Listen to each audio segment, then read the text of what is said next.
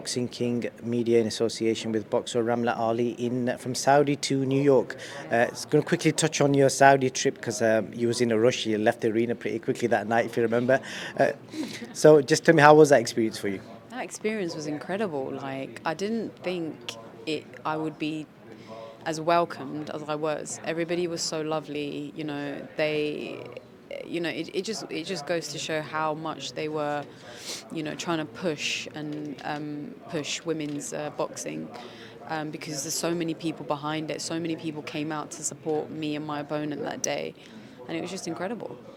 It sure was, and I know you got to do the pilgrimage the next day as well. How was that experience for you?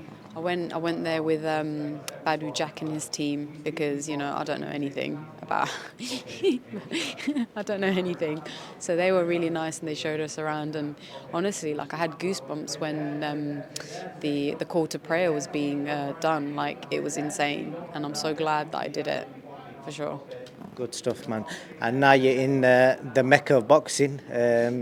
Madison Square Garden. Your opponent, Avril Mathie. So just tell me how we came to Avril becoming your opponent.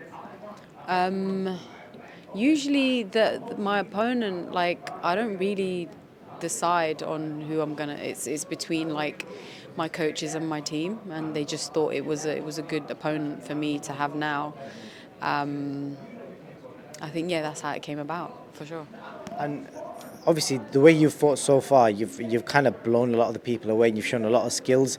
I would like look at Twitter trends, and people are saying that you could be stepped up into a big title fight already. But obviously, that's not your decision. How do you decide that? When do you decide the moment is right? I think who decides the moment is right is my coaches, and to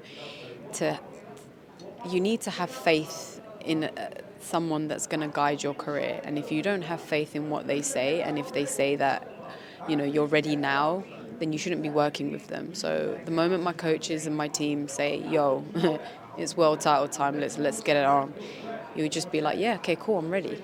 So I think I'm just waiting for them to tell me if I'm ready. Fighting for your first strap, if I'm right. How much does that mean to you? The IBF belt? Yes, it's the IBF Intercontinental one.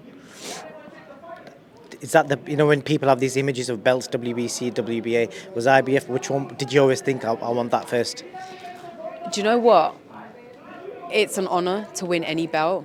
Any belt, you become a world champion. So they're all equally as amazing as each other. The fact that this belt was vacant for this fight, I just couldn't say no to. And it's an amazing belt. Like, for women, it's like baby blue. Who doesn't want a baby blue belt? Do you know what I mean? So, yeah, great.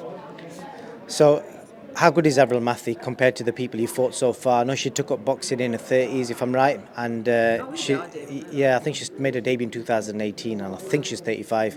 I know she's talked about wanting to fight Ebony Bridges. How good is she from what you've seen? Obviously, like, this stage in your boxing career, you shouldn't, like, be fighting people that you're not evenly matched with. She is obviously a great opponent for me for Saturday. We're the same. Like, I don't think. Oh, actually, no. Saudi was the first time I fought someone who was a similar height to me, but obviously, I didn't get to gain that experience because it only lasted 45 rounds. So, it'll be good to get in the ring with somebody who's similar height, who has a similar reach to me. It's going to mean that I have to fight differently. I have to get in the inside a bit more, as opposed to just using my range, which is what I've done throughout most of my amateur and my pro career. So yeah, it'll be an opportunity for me to showcase different things that I can do, different things within my arsenal, and things that I've been learning, training out in LA with Manny.